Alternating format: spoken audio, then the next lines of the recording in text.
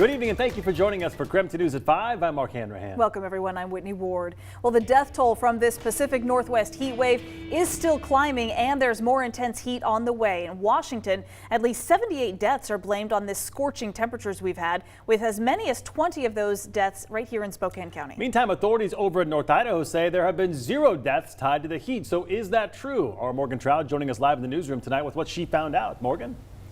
Mark, Whitney, it's a valid question since we were hit with the same scorching temperatures as North Idaho. So I did some digging to find out if North Idaho escaped the heat wave with 0 heat-related deaths.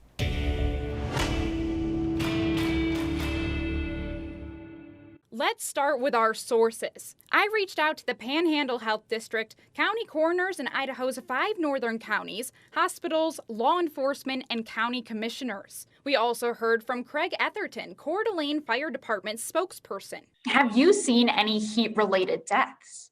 We haven't in our area yet.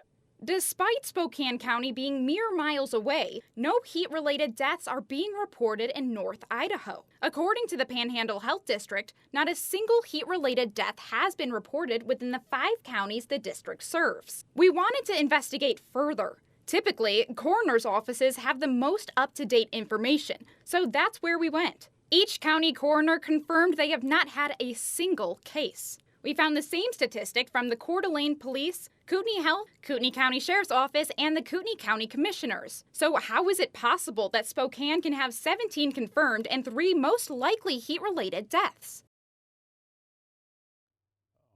A smaller community, the Panhandle Health District serves approximately 250,000 people within those 5 counties. Spokane County has nearly double that. He says having fewer people allows for faster response time, neighbors checking in on each other more frequently, and community members reaching out to law enforcement or firefighters. Newer housing.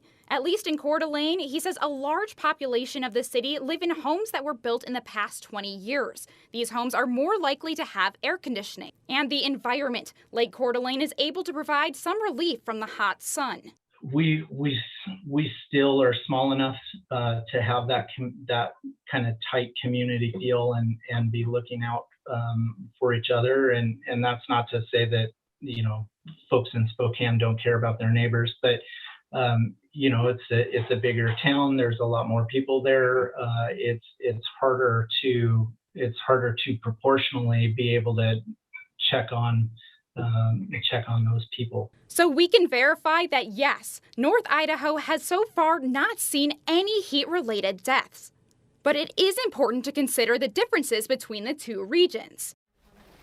We are still tracking the heat-related deaths in our area and will continue investigating what led up to them occurring and could there have been anything done to help prevent them. Do you have something you would like verified? Email us at verify@krem.com.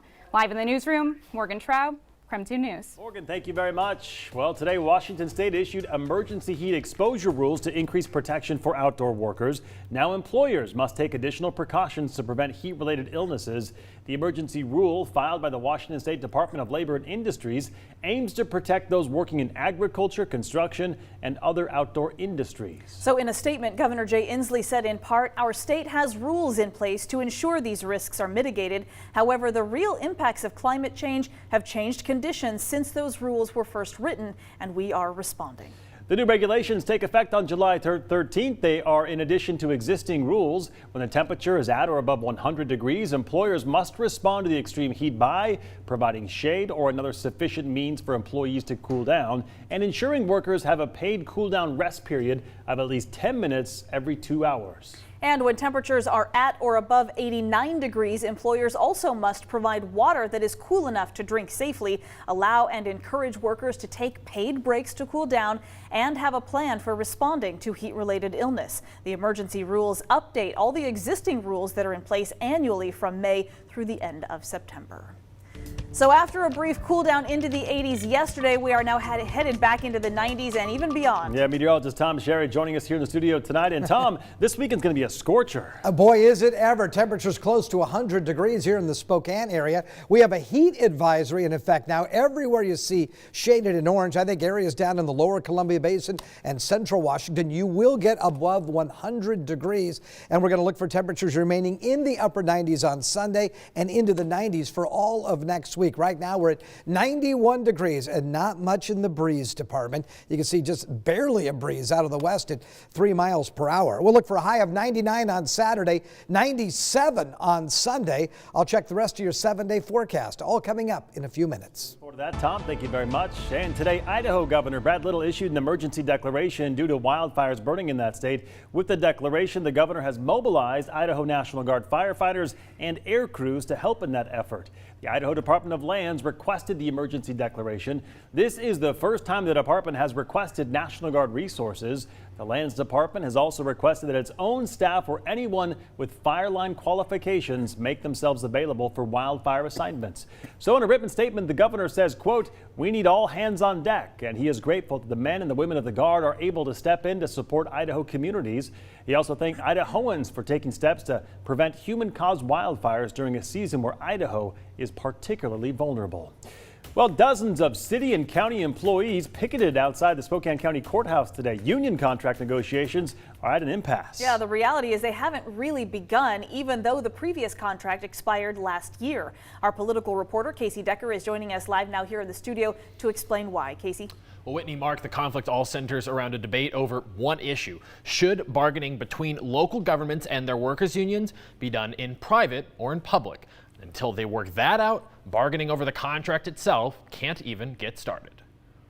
Historically, bargaining between local governments and their workers' unions has been private. The process works just fine. It's kind of a if it ain't broke, don't fix it sort of a thing. But in recent years, several local politicians have argued the process doesn't work, that it's too secretive.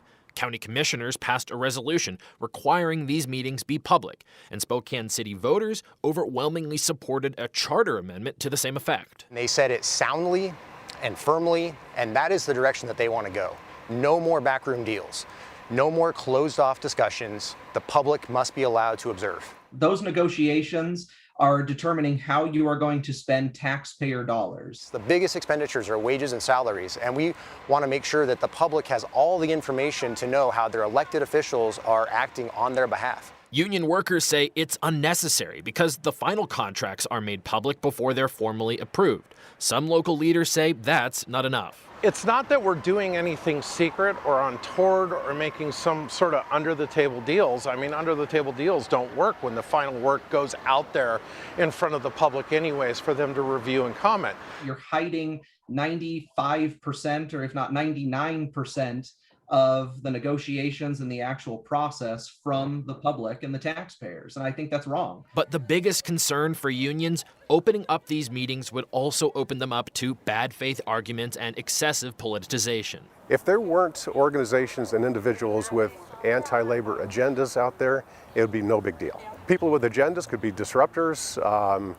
Recordings can be cut and pasted and misrepresented. I think it allows for a whole lot of posturing in what is going on in bargaining instead of really getting down to the work of getting the bargaining done. If these are open meetings for the public to see and to understand, then no, I think the risk of manipulated content is probably the lowest it could possibly be. It just drives home the fact that members of the public need to be there as well to make sure that they can see for themselves what actually happened in that room. Resolving this issue may be up to the courts and the state labor board. Several related lawsuits are in the works, and a ruling may be made later this year. In the meantime, the public debate continues. Our employees deserve a contract sooner than that, and we're hoping that through our media campaign and actions like this, we're hoping the commissioners will reconsider. And of course, as with any labor dispute, the biggest fear would be a strike. Union leaders told me, though, it's not what they want, but it's not off the table either. Government leaders say they do not expect it will come to that. Whitney, Mark? All right, Casey, thank you very much for the update tonight. And still to come, new mask recommendations today from the CDC. Coming up right after the break, how those changes could affect schools this coming fall.